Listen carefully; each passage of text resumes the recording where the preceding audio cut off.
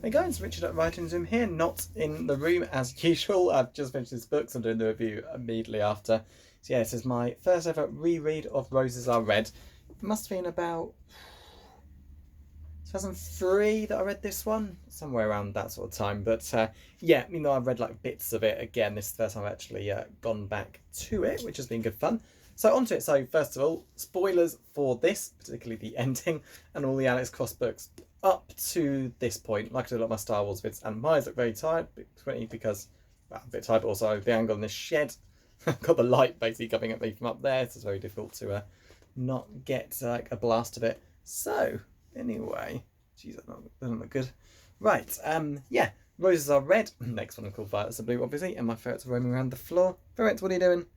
I'm giving them treats like every night I've been in here, like except the last couple, and they, of course, they just assume I'm giving them a treat now. And they sit quietly. That's a good thing. Unlike my dog, who makes a lot of noise, they just stare at you. They just don't leave you alone.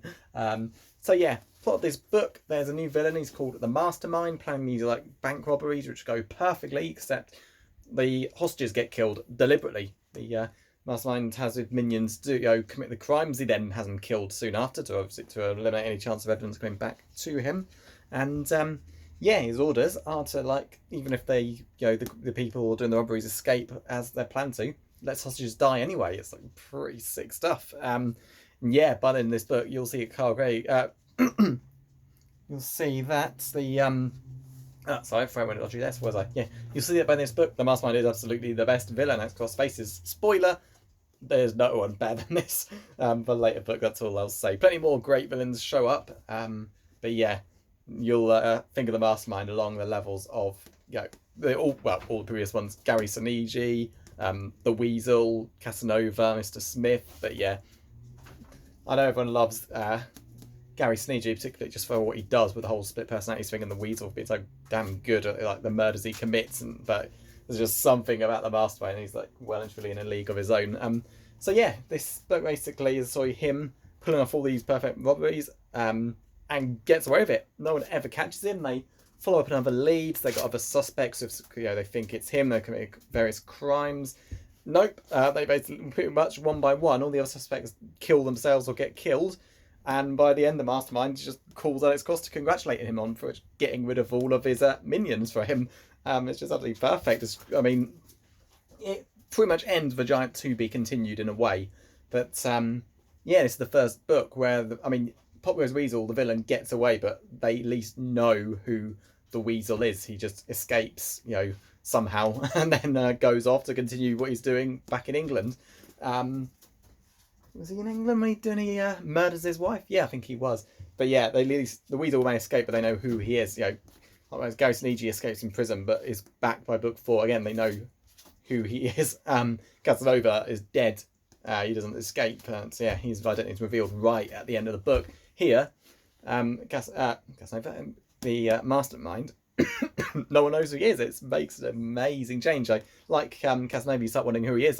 Casanova was obviously someone in the police, and yeah, it turns out he's one of the detectives. And you think it's got to be the same, just he's got all this knowledge. Well, he knows about banks. Okay, maybe he works in security or banking.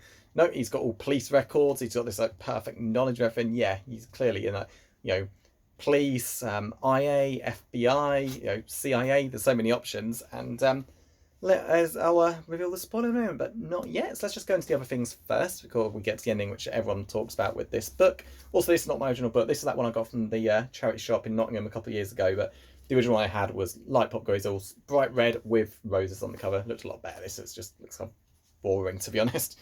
But what can I do? I said I only wanted to pick the Marvel. I didn't care about the print. So other big things that happen, not a huge amount for all the other characters. Alex gets into a romance with another FBI agent called Betsy Cavalier. Goes quite well until she's murdered by the Mastermind at the very end. It's just so extremely cruel for him to do that. But yeah, she's a good character. Got some depth to her. It builds up quite naturally. Even the sex scene isn't quite as vulgar in detail as the other ones, which is quite good to see. Read, it just feels like you don't need it.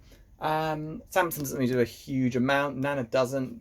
Damon doesn't, but Janie does. Jesus, Damon and Janie are boxing. She takes a pretty minor tap to the head. collapses and has 2 seizures, and they find there's a tumour in her head. They remove it, but yeah, Janie's only 8. There's a huge shock that something like that happens. Next thing that happens is involving other characters. I remember this had like 3 days. I should have a better memory of it. I've probably got to burn through it so quickly. That's kind of it. The name drops other characters, like random side ones that will just show up in later books, but yeah, not a huge amount involving the other characters. It's more just Alex moving on. Oh, yes, the big one. So obviously Christine got kidnapped by the Weasel. Middle of Pop Goes the Weasel. Had her held prisoner for about a year. She gave birth to a child, Alex Jr. calling him. And yeah, she just can't get over what's happened. Can't blame her. She's convinced, especially when they find out that Jeffrey Weasel survived, because he thought he'd been killed by Alex underwater, but no, it got away, because when news gets out that he killed his wife and the kids recognised him, she's just got filled with nightmares of him coming back for her, and she just can't be in a relationship with Alex. She tells him, he's in the police, she can't be with someone who works with the police, particularly in these murders, and leaves little Alex with Alex and his family, but can't go, which is quite a shame. Yeah, him getting together with Betsy is kind of him moving on from there until she's murdered. It's just really cruel.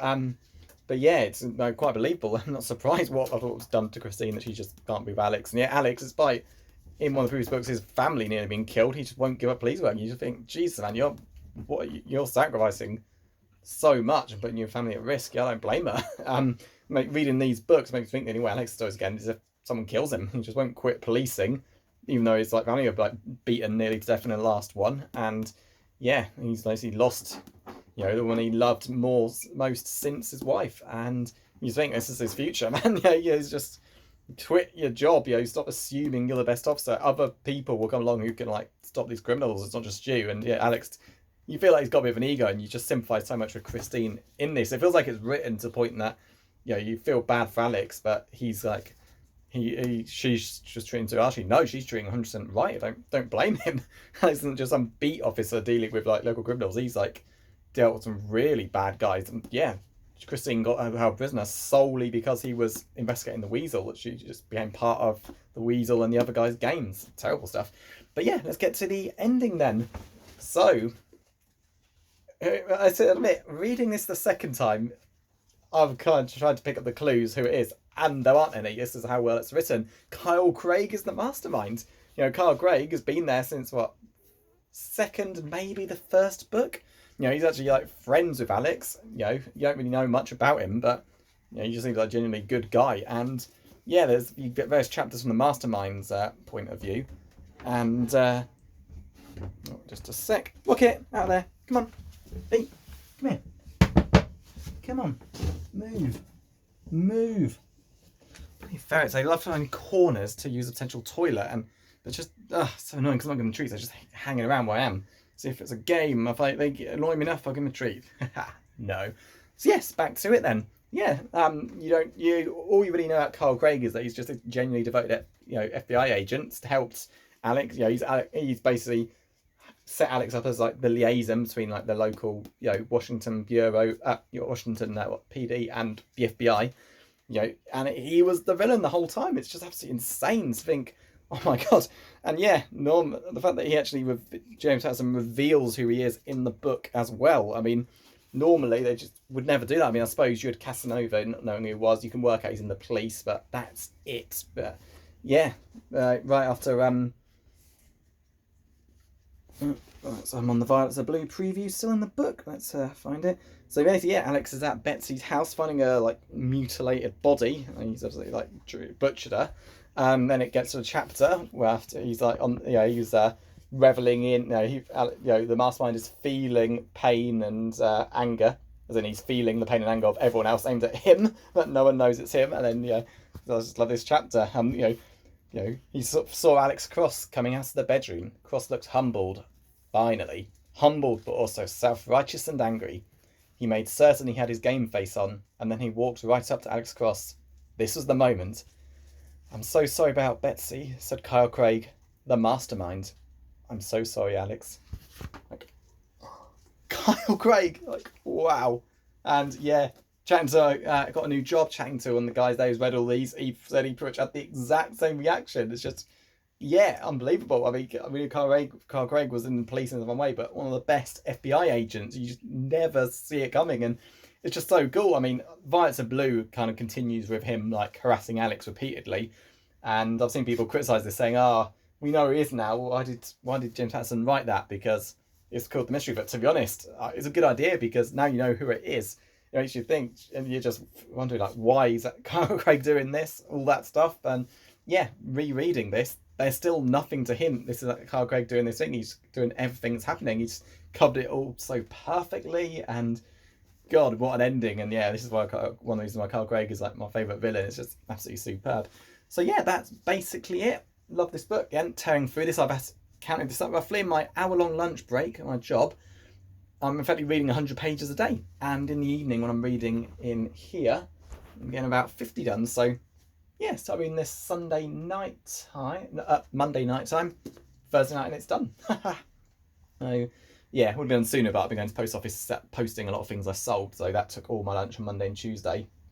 Well, this probably been done this time last night, but yeah, I was going to read this after the fifth Harry Potter book and the second Star Wars Rogue Squadron book, but Harry Potter book is on holiday, and my holiday is still like over a week away, and basically wanted to save that for it. So I thought, okay, let's push these books forward. I read a Warhammer book that was meant to be read after Harry Potter, and now I've read this. So it's tempting to read the next Star Wars one as well, but then if I do that, it basically goes Harry Potter 5, a Warhammer book, Harry Potter 6. I think that's a bit too much. So yeah, I'll probably have half the Harry Potter book done, but anyone who's read book 5 knows it's the big one. There's no way that's going to be getting done in starting tomorrow, 5, 6, 8 days. But if half it's done, that's fine. It's just half less to read when I get aboard. But yeah, that's it. It does mean that this is the end of the Alex Cross rereads for a while, because although this is book 6 in like the pattern, which was meant to be after the next Star Wars one, that's still taking place. Basically, it goes Star Wars and then Warhammer book, then Harry Potter 6. Then it will be Star Wars Rogue Squadron 3, and rather than